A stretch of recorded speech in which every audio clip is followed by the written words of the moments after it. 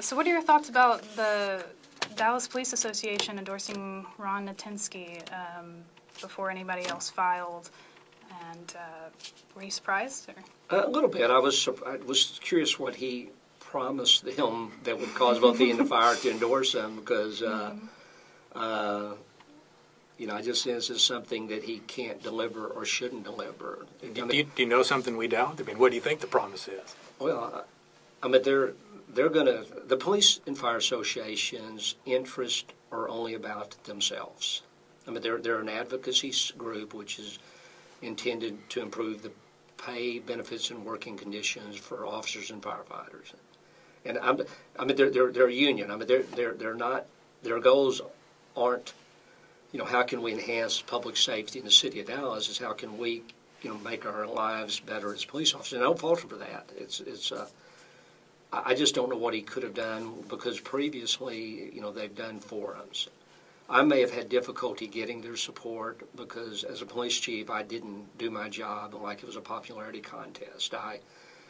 Before I became chief, I made decisions that they disagreed with, and with use of force, emergency driving, disciplining officers, and was public about that. And so, you know, we fought about those issues the whole time I was chief. Do you believe the union speaks for the members in this case? I mean, no.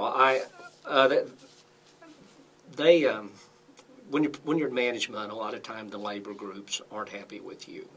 Particularly if you're in a tough industry, like you know, policing is tough, the airlines are tough. You know, where you're, you know, so. They gave me a no confidence vote about 4 or 5 years ago, and met afterwards, and I could tell they really didn't have the, but my comment was that they don't have the confidence of the department either. There are, I think, 9 different police unions that represent different members.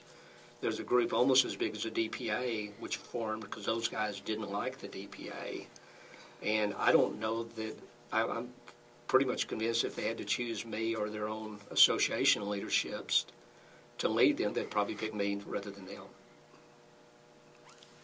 Okay. So. Well, let's talk a little bit about the other candidates and how, I mean, you've set yourself apart, of course, as not being a CEO or kind of businessman that we've seen in the past. What specifically sets you apart from Ron Natinsky and Mike Rawlings that why people should vote for you instead? Okay.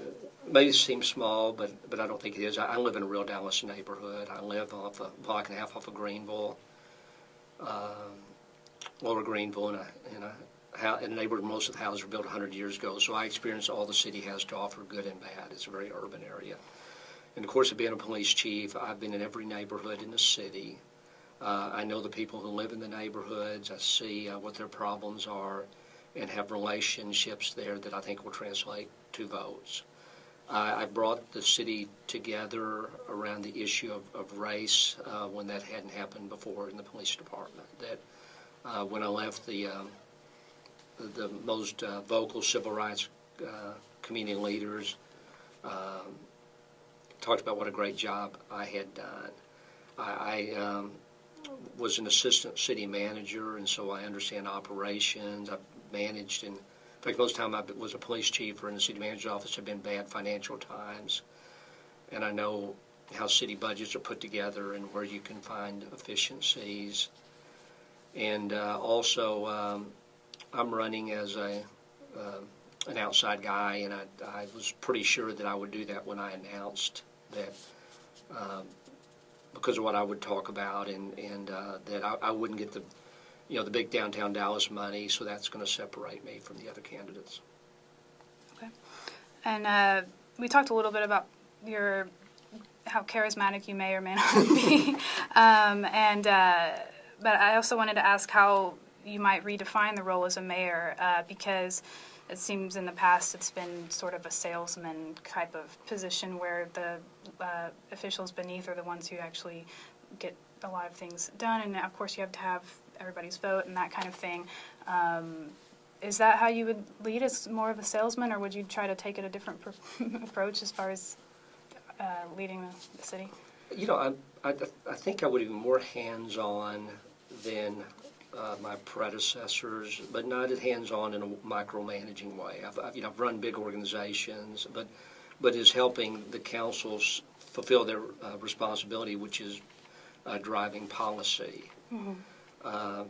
If you look at the budget, which is going to be one of the most critical issues, I believe, confronting the city, because I think we have a structural deficit. I don't think we're just dealing with another year or two of financial problems. I believe that revenues are going to be less than expenditures in the city, and so the council is going to have to play a much stronger role. Typically, what happens in the city budget is the budget's rolled out about the middle of August. The council has 2 or 3 meetings on the budget, and most of those are not very productive, because by the time the mayor and each council member speaks, you can spend 2 or 3 hours just having somebody talking about an issue. Then there tends to be one hot button issue or a couple in the budget that maybe a couple $100,000 expenditure that most of the time is spent on. That gets resolved. The budget's approved with virtually no change from the previous year, and I don't think that can continue in bad economic times. The budget, based on my limited financial experience, is pretty complicated to try and figure out. Yes. Is there a way to simplify it, or is that just the nature of city budgeting?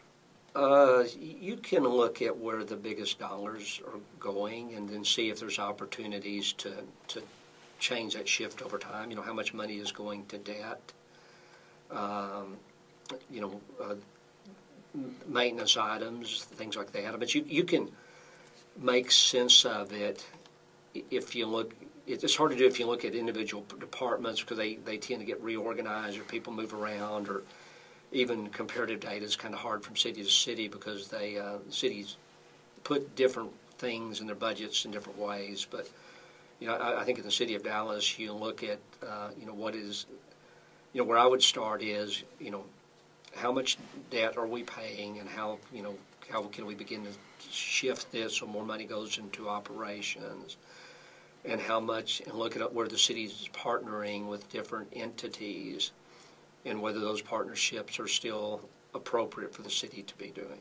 I know one thing Mayor Leppert started talking about right before he hit the road was pensions at the city pension, city employee pension fund, and how it's constructed and how expensive it is. Any thoughts on that, since you were part of the city, I guess, as an employee? Yeah, and I'm obviously would be conflicted because I have a City of Dallas pension, but there were some changes voted on by the membership which are supposed to help fix some of the pension issues. It makes the Dallas Police and Fire pension less lucrative for the members and less costly to fund. I don't know if that will fix it or not. I know at one point, and this is going, I think, even before my time, the pension was set up to induce people to work for the city, and because it was assumed that city jobs were lower paying. I don't know if that's the case anymore, but I do know that the pension, relative to Social Security or like the rest of us get, is a pretty good deal, it seems like. It is. And I'm not trying to argue either point, but if you're a member of the Dallas Police and Fire pension, you pay 8.5% of your income into the pension.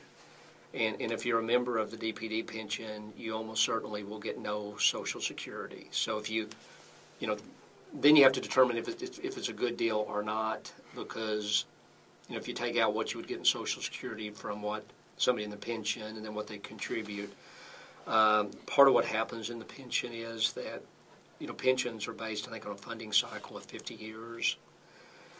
And assumptions are made, and if a few years ago people were assuming that you'd get a 10% return on your investment annually, and all those assumptions were wrong, and so now pensions are underfunded, and that's some of those assumptions were overly optimistic, and then so that's creating a lot of the problems you see in the pensions today throughout the country.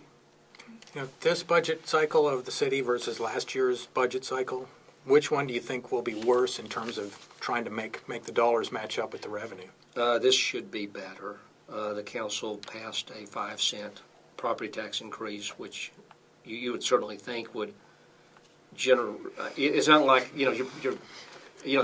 should on its face solve the budget problems. So no worries? No, there will be big worries. I think, from what the city is saying, I believe that there will continue to be problems. The city is going to be affected by the cuts made in state and federal governments of money that may have been passed through. I don't think the property tax rolls have seen their final, particularly on the commercial side, they have a lag of 2 or 3 years from, when the property values actually go down.